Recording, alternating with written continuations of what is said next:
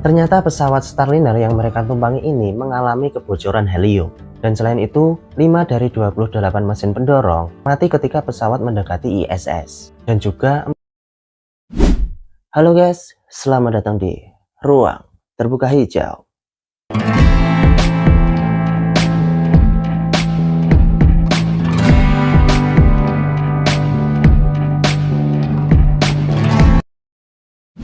Nah guys, apakah kalian pernah ngebayangin gimana jika seorang astronot itu pergi keluar angkasa, namun karena sesuatu hal sehingga mereka susah untuk kembali lagi ke bumi?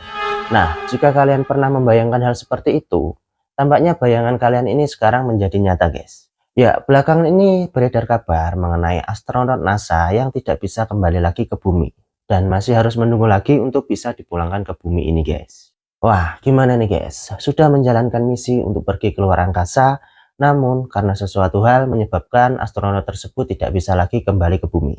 Nah, bisa bayangin nggak guys, misal kita ini berada di posisi astronot tersebut. Ya, kayak kapas ya mungkin kita hanya melayang-layang di luar angkasa seperti itu. Ngeri ya guys ya kalau dipikir-pikir kayak gitu. Nah, berdasarkan hal tersebut, di dalam video kali ini saya akan mengajak kalian untuk ngebahas terkait dengan astronot NASA yang tidak bisa kembali lagi ke bumi ini guys. Dan tanpa lama-lama lagi, mari kita bahas lebih detail terkait dengan astronot NASA yang terdampar di luar angkasa ini. Nah, tapi sebelum itu, seperti biasanya guys, buat kalian yang belum subscribe, silahkan subscribe dulu channel ini agar saya semakin semangat untuk ngebuat konten buat kalian. Jangan lupa share ya. Yuk.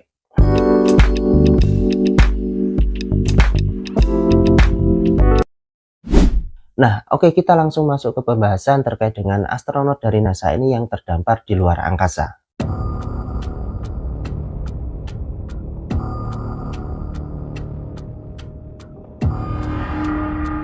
Nah, seperti yang sudah saya katakan di awal tadi, bahwasanya belakangan ini tersiar kabar mengenai 2 orang astronot dari NASA yang tidak bisa kembali lagi ke bumi. Nah, mengutip dari sumber kompas.com, kedua astronot NASA yang terjebak di luar angkasa dan tidak bisa kembali ke bumi ini dikarenakan pesawat Boeing Starliner yang mereka tumpangi mengalami kebocoran, di mana hal ini juga sudah dikonfirmasi oleh pihak NASA sendiri guys, yaitu tepatnya pada hari Selasa tanggal 18 Juni tahun 2024 yang lalu, di mana NASA mengatakan kedua astronotnya tersebut harus berada di luar angkasa untuk waktu yang sedikit lebih lama. Hal ini dikarenakan ada pemeriksaan yang harus mereka jalani terkait dengan kebocoran pesawat tersebut. Nah, untuk sekedar diketahui, astronot yang bernama Barry Wilmore dan Sunita Williams ini menggunakan pesawat Boeing Starliner pada tanggal 6 Juni tahun 2024 yang lalu guys, di mana mereka seharusnya hanya sekitar 8 hari saja untuk berada di luar angkasa itu. Namun, kerusakan yang terjadi pada pesawat yang mereka tumpangi membuat kepulangan mereka menjadi tertunda. Dan menurut informasi yang saya dapat, William dan Wilmore ini harus berada di luar angkasa setidaknya 20 hari lagi guys. Wah, ngeri nih guys. Harusnya mereka itu melakukan misi hanya untuk waktu sekitar seminggu atau 8 hari. Namun dikarenakan pesawatnya mengalami kerusakan, mereka harus berada di luar angkasa setidaknya 20 hari lagi. Wah, gimana kalau makanan mereka habis?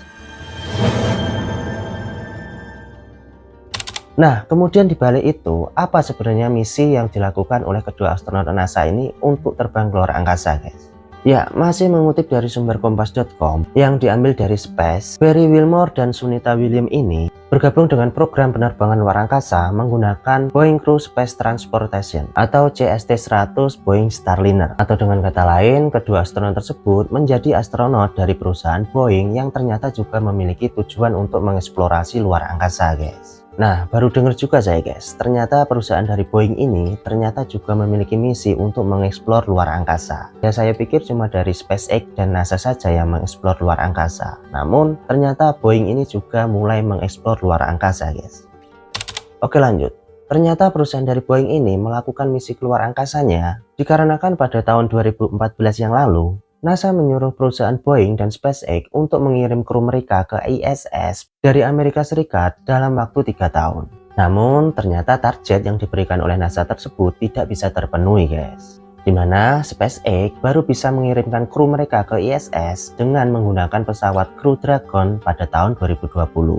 Tentunya, hal ini dilakukan oleh SpaceX setelah mereka melakukan uji coba terbang tanpa menggunakan awak. Sedangkan untuk penerbangan Starliner baru berhasil pada tahun 2024 ini guys. setelah mereka melakukan 2 kali uji terbang tanpa awak. Dan kemudian Wilmore dan William inilah yang menjadi astronot mereka untuk melaksanakan misi terbang pertama mereka ke ISS. Di mana kedua astronot tersebut berangkat pada tanggal 5 Juni tahun 2024 lalu dan tiba sehari setelahnya. Dan dijadwalkan untuk pulang seperti yang sudah saya katakan tadi sekitar 8 hari.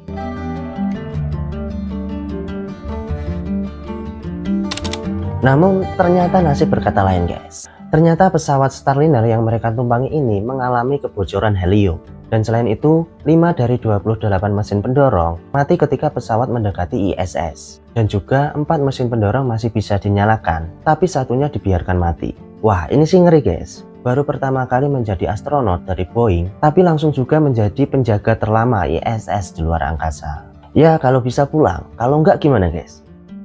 Nah, kemudian menurut informasi yang beredar, juga mengatakan bahwasanya banyak dari misi perusahaan Boeing ini yang mengalami masalah. Nah, oke, sekarang kita masuk ke pembahasan mengenai berbagai masalah yang dialami oleh perusahaan Boeing ini ketika melakoni misi keluar angkasanya.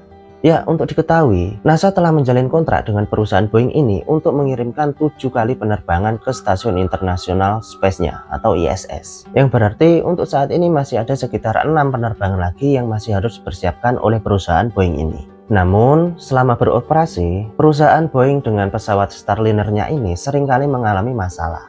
Yang mana, seperti dikatakan oleh Business Insider, pada tanggal 20 bulan Juni tahun 2024 yang lalu, perusahaan Boeing sendiri tengah disorot terkait dengan masalah keselamatan pada pesawat 737 MAX yang membuat penutup pintu Alaska Airlines terlepas di tengah penerbangannya pada tahun 2024 yang lalu. Wah, ngeri nih guys. Di tengah penerbangan, penutup pesawat malah terlepas dari pesawatnya. Gimana nih?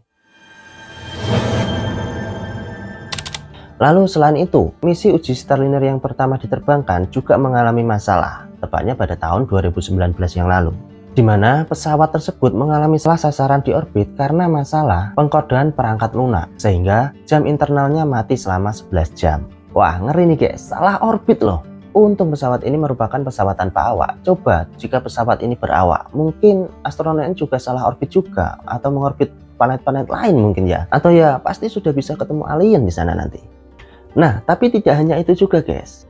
Tes penerbangan tanpa awak yang dilakukan pada tahun 2022 itu juga mengalami masalah guys. Dan masalahnya itu tetap di pengkodean perangkat lunak dan ditambah dengan masalah pada pendorong mesin tersebut. Dan akibat dari permasalahan inilah yang menyebabkan perusahaan Boeing ini banyak sekali mendapatkan kritik dan kalah dari lawannya yang juga tengah menjalin kerjasama dengan NASA, yaitu SpaceX milik Elon Musk, di mana SpaceX sendiri telah mengirimkan pesawat kargo ke ISS selama bertahun-tahun dan juga berhasil menyelesaikan misi astronot yang pertamanya pada tahun 2020. Nah, jadi seperti itu guys. Ternyata kedua astronot yang terdampar di luar angkasa ini merupakan astronot pertama milik perusahaan Boeing yang menggunakan pesawat berawaknya untuk melakukan misi ke ISS milik NASA. Namun sayangnya misi tersebut harus mengalami masalah, sehingga kedua astronot itu pun harus menunggu lagi untuk bisa pulang ke bumi. Nah, gimana menurut kalian? Apakah ini yang merupakan hari apes itu tidak ada di kalender? Atau memang kesalahan dari sistemnya?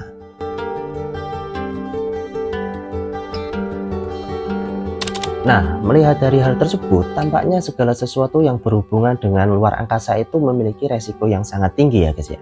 Dimana tidak hanya kejadian itu saja yang pernah tercatat dalam sejarah mengenai tragedi yang berhubungan dengan pesawat luar angkasa. Namun juga ada tragedi lain yang berhubungan dengan pesawat luar angkasa dan tidak kalah mengerikannya guys. Yaitu yang pertama ada kejadian dari pesawat Challenger yang tepatnya terjadi pada tanggal 28 Januari tahun 1986. Yang menandai salah satu hari paling dahsyat dalam eksplorasi luar angkasa. Hal ini dikarenakan setelah lebih 1 menit setelah pesawat ulang-alik ini lepas landas, kerusakan yang terjadi pada cincin O pesawat luar angkasa menyebabkan kebakaran, di mana hal itu menyebabkan mesin pendorong pesawat menjadi tidak stabil, dan kemudian pesawat ini pun bergerak lebih cepat melebihi kecepatan suara, yang tentunya menyebabkan pesawat ini pun lama-kelamaan dengan cepat menjadi pecah. Dan hal tersebut menyebabkan seluruh astronot yang berada di dalam pesawat tewas seketika.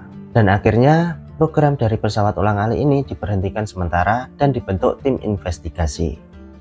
Nah, selanjutnya ada kebocoran dari gas beracun saat proyek uji Apollo-Soyuz. Ya, proyek uji Apollo-Soyuz pada tahun 1975 bisa dikatakan sebagai prestasi perjalanan politik dan luar angkasa. Karena apa? Karena proyek tersebut merupakan penerbangan bersama antara pihak Uni Soviet dan Amerika Serikat, yang juga menandai akhir dari kompetisi luar angkasa antar kedua negara tersebut. Nah, dua pesawat ruang angkasa milik Amerika yang membawa 3 astronot dan milik Soviet yang membawa 2 kosmonot sama-sama bertemu di orbit. Namun saat kembali ke bumi, terjadi kerusakan pada sistem yang mengontrol ketinggian, sehingga menyebabkan nitrogen tetroksida yang beracun memasuki kabin astronot Apollo Amerika. Dan akibat dari hal tersebut, akhirnya mereka pun dibawa ke rumah sakit dan mengalami pneumonia yang disebabkan oleh bahan kimia. Namun kabar baiknya semua bisa pulih dalam waktu beberapa minggu.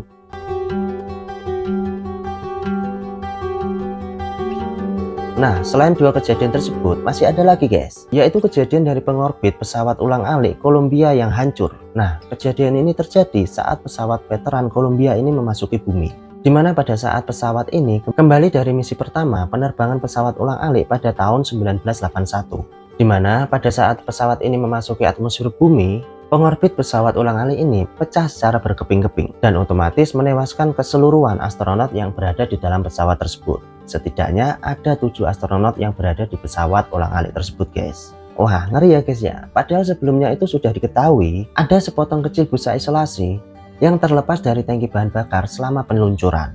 Tetapi NASA ternyata tidak menganggap itu sebagai masalah, karena ternyata busa tersebut juga pernah terlepas pada peluncuran pesawat ulang-alik sebelumnya dan tanpa mengalami insiden. Namun hal ini beda guys. Namun untuk pesawat ini saat kembali ke bumi, gas dan asap yang panas tersebut menembus sayap pesawat yang rusak, sehingga menyebabkan sayap pesawat tersebut terlepas dan sisanya menjadi hancur berkeping-keping. Wah, ini sih gimana ya guys ya, tidak memperhatikan masalah kecil yang terjadi pada pesawatnya dan justru menganggap sepele masalah tersebut. Padahal kalau kita ketahui dimanapun berada, ya apalagi ini di luar angkasa, setidaknya detail kecil pun itu harus diperiksa dulu ya guys ya. Ya demi keselamatan semua astronot atau semua tim yang bekerja di dalamnya. Bagaimana menurut kalian? Apakah sependapat dengan saya atau mungkin memiliki pendapat pribadi? Bisa tulis di kolom komentar ya guys ya. Nah, jadi seperti itu guys. Mungkin kalian masih ada yang ingin jadi astronot? Ya, semoga negara kita Indonesia tercinta ini segera bisa untuk memulai eksplorasi luar angkasa juga ya guys ya. Ya, harapan kita semua Indonesia ini bisa seperti Cina atau India yang sudah mulai untuk mengeksplorasi luar angkasa juga. Tapi kalau menurut saya Indonesia ini sebenarnya bisa untuk mengeksplorasi luar angkasa, ya tidak kalah lah dengan negara-negara lainnya. Karena bagaimanapun kita ketahuilah sebenarnya SDM di Indonesia ini juga tidak kalah dari SDM negara lain. Tapi ya mungkin belum saatnya saja ya guys ya, kita ambil positifnya saja dulu gak apa-apa. Tapi bagaimana menurut kalian? Apakah sependapat dengan saya atau mungkin memiliki pendapat pribadi? Bisa tulis di kolom komentar ya guys ya.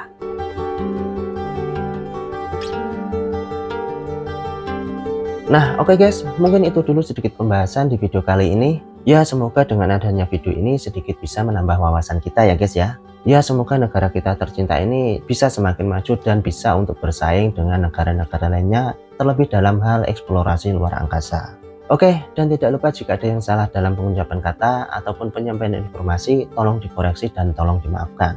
Karena tentunya pasti ya akan ada kekurangan dalam saya mencari informasi untuk sebagai konten ini guys.